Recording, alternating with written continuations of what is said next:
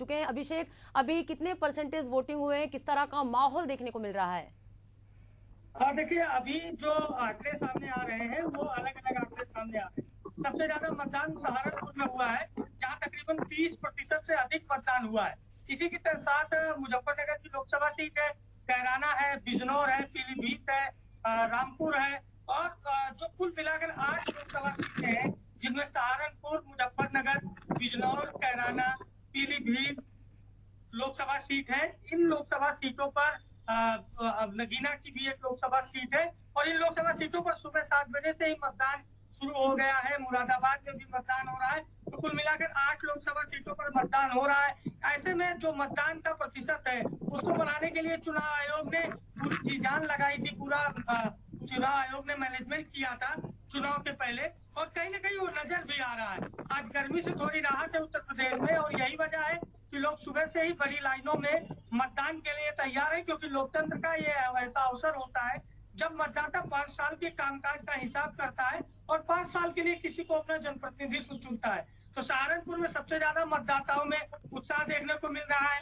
मुजफ्फरनगर में भी वोटिंग हो रही है, कैराना में वोटिंग हो रही है, बिजनौर में वोटिंग हो रही है, बिजनौर के साथ ही नगीना लोकसभा सीट पर वोटिंग हो रही है, पीलीभीत में वोटिंग हो रही है, रामपुर में वोटिंग हो रही है और मुरादाबाद में भी वोटिंग हो रही है। हाँ, इक्का दुक्का कहीं ईवीएम मशीनों के खराब होने का जो प्रत्याशियों ने शिकायत दर्ज कराई, जो हवाला दिया कि ईवीएम मशीनें कहीं कहीं खराब है, उसको चुनाव आयोग ने तुरंत रैपिड एक्शन लेते हुए उस पर अमल किया है और मशीनें बदली जा रही है। तो चुनाव आयोग की एक बेहतरीन तैयारी देखने को मिल रही है।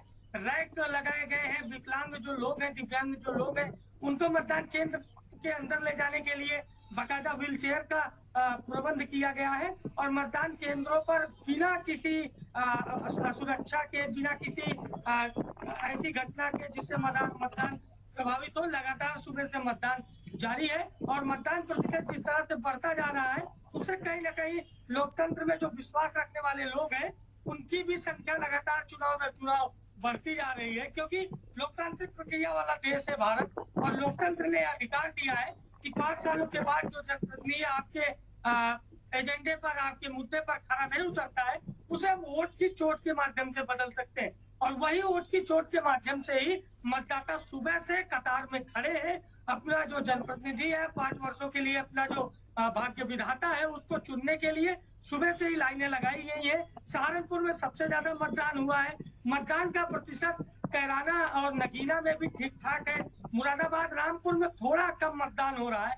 लोग बता रहे हैं कि अभी रामपुर में वोटर घर से ठीक से निकलना नहीं शुरू किया है। यही स्थिति कमोबेश मुरादाबाद में बनी हुई है, लेकिन सबसे ज्यादा सहारनपुर, मुजफ्फरनगर, कैराना, बिजनौर, नगीना, पीलीभीत, यहाँ वोटिंग का जो प्रतिशत है वो पिछले चुनाव की अपेक्षा अभी तक, जब हम आप चर्चा कर रहे हैं 1 बजे के पहले, अभी तक का जो प्रतिशत है वो बहुत अच्छा प्रतिशत माना जा रहा है।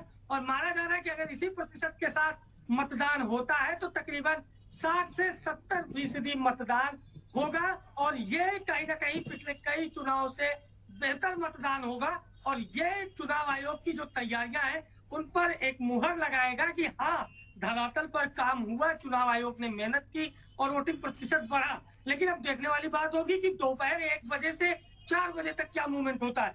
आमतौर पर आप देखिए कि जो शहरी मतदाता है, जो ग्रामीण मतदाता है, वो गर्मी के महीने में, अप्रैल के महीने में जहाँ 35 से 38 डिग्री टेम्परेचर है, वो सुबह मतदान करना चाहते हैं और शाम को मतदान करना चाहते हैं।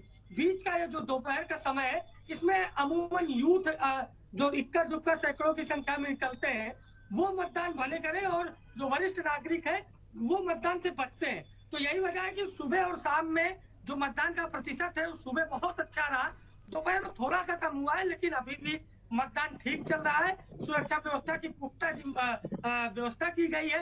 कहीं किसी के द्वारा भी ऐसी कोई अप्रिय घटना अभी सामने नहीं आई है जिससे मतदान प्रभावित हो रहा है। राजनीतिक दलों के जो नुमाइंदे हैं उन्होंने रैलियां की, रोड शो किया, चुनावी जनसभाएं की, मतदाता को लुभाने का प्रयास किया, अपने पाले में लाने का प्रयास किया।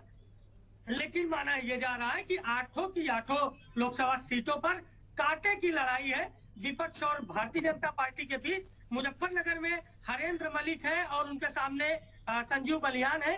वो मजबूती से दोनों प्रत्याशी आपस में चुनाव लड़ रहे हैं। वहां ठाकुर मतदाताओं की नाराजगी बीजेपी का गेम बिगाड़ सकती है। ऐसी सीट कैराना है जहां इकरा हसन जो मुनव्वर हसन पूर्व सांसद की बेटी है वो चुनाव लड़ रही है, नाहिद हसन जो विधायक है कैराना से उनकी बहन है वो चुनाव लड़ रही है, और उनके सामने प्रदीप चौधरी है जो 2014 और 2019 से लगातार सांसद है। पीलीभीत से उत्तर प्रदेश सरकार के पीडब्ल्यूडी मंत्री जितिन प्रसाद चुनाव लड़ रहे हैं, और उनके सामने समाजवादी पार्टी से भगवत शरण गंगवार है जो पूर्व में मंत्री रह चुके हैं उत्तर प्रदेश सरकार में। जहां भी कड़ा मुकाबला माना जा रहा है। बिजनौर में दीपक सैनी है जो इंडिया गठबंधन के प्रत्याशी है, और उनके सामने चंदन चौहान जो विधायक है उनको राष्ट्रीय लोकदल ने चुनावी मैदान में उतारा है। सहारनपुर में इमरान मसूद है, एक बड़ा चेहरा है, और उनके सामने राघव लखनपाल शर्मा है जो बीजेपी से चुनाव लड़ रहे हैं। नगीना में बीजेपी से ओम कुमार है, तो सामने चंद्रशेखर आजाद है। इसी तरीके से कुल जो लोकसभा की सीटें हैं उसमें मुरादाबाद भी एक सीट है, यहाँ रुचि बीरा चुनावी जी बिल्कुल अभिषेक, तो 8 सीटों पर मतदान जारी है उत्तर प्रदेश में, और अब चलिए अमित शाह क्या कह रहे हैं सुन लेते हैं। प्रधानमंत्री नरेंद्र भाई को तीसरी बार प्रधानमंत्री बनाने का चुनाव है। मैं गांधीनगर की जनता को अपील करना चाहता हूं कि मोदी जी ने देश को सुरक्षित किया है, देश को समृद्ध किया है, और 80 करोड़ से ज्यादा गरीबों के जीवन में नए उत्साह और नई आशा को पुनर्जीवित करने का काम नरेंद्र मोदी जी ने किया है। इस चुनाव में पूरा देश नरेंद्र मोदी जी को तीसरी बार 400 पार के साथ प्रधानमंत्री बनाने के लिए उत्साहित। चुनाव की घोषणा के पहले और घोषणा के बाद देश के लद्दाख छोड़कर मैं हर कोने में गया हूं। हर जगह मोदी मोदी के नारों के साथ भारतीय जनता पार्टी के कार्यकर्ताओं का स्वागत होता है।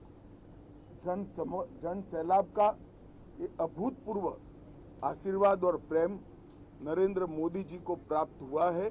हम सभी भारतीय जनता पार्टी के कार्यकर्ताओं के लिए ये बहुत बड़ी उपलब्धि और एक प्रकार से सिद्धि का अनुभव कराने वाली बात है। नरेंद्र भाई के नेतृत्व में देश ने समग्र दुनिया में न केवल गौरव प्राप्त किया है, अपना मजबूत स्थान बनाया है। मोदी जी ने 2047 में पूर्ण विकसित भारत और दुनिया में हर क्षेत्र में सर्वप्रथम भारत, एक कल्पना को, इस संकल्प को 130 करोड़ की जनता का संकल्प बनाने में सफलता प्राप्त की है। और अगर इस मुकाम पर देश को पहुंचाना है तो ये 5 साल बहुत महत्वपूर्ण है। 10 साल जो देश की जनता ने दिए वो यूपीए सरकार ने किए हुए गड्ढे भरने में गए हैं, और ये 5 साल जो आने वाले हैं ये विकसित भारत की भव्य इमारत बनाने की नींव डालने के 5 साल होने वाले हैं। अतः मैं गांधीनगर मत क्षेत्र की जनता और पूरे देश की जनता को करबद्ध विनम्रता पूर्वक निवेदन करना चाहता हूं कि आप सभी लोग इतनी चिलचिलाती धूप में सूर्य आसमान में बीच में आ जाए उसके पहले 10:30 बजे अपना वोट करें, अपने परिवार का वोट करें, और प्रचंड बहुमत के साथ हर जगह कमल को खिलाए, और 400 पार का लक्ष्य जो भारतीय जनता पार्टी के कार्यकर्ताओं को मोदी जी ने दिया है, इसको सिद्ध करने में हमारी सफलता करें। हमेशा की तरह आपके प्यार का आकांक्षी मैं अमित शाह फिर से एक बार वोट की अपील करता हूं कि आइए 10:30 बजे आप सभी एक बार मत पेटियों को कमल से भर दीजिए और मोदी जी के हाथ मजबूत करिए। वंदे मातरम, भारत माता की जय। अभी आप सुन रहे थे केंद्रीय गृह मंत्री अमित शाह को, जिन्होंने आज गांधीनगर से नामांकन दाखिल किया। आपको लोकसभा चुनाव मतलब लोकतंत्र का महापर्व में लोगों ने अपने मतदान का प्रयोग कर रहे हैं। 8 सीटों पर भी मतदान जारी है। उत्तर प्रदेश की तस्वीरें आपको दिखा रहे थे, जहां कई बड़े दिग्गजों की साख दांव पर लगी हुई है। दंगल 2024 की पल पल की अपडेट आपको दे रहे हैं, बने रहेगा। नमस्कार।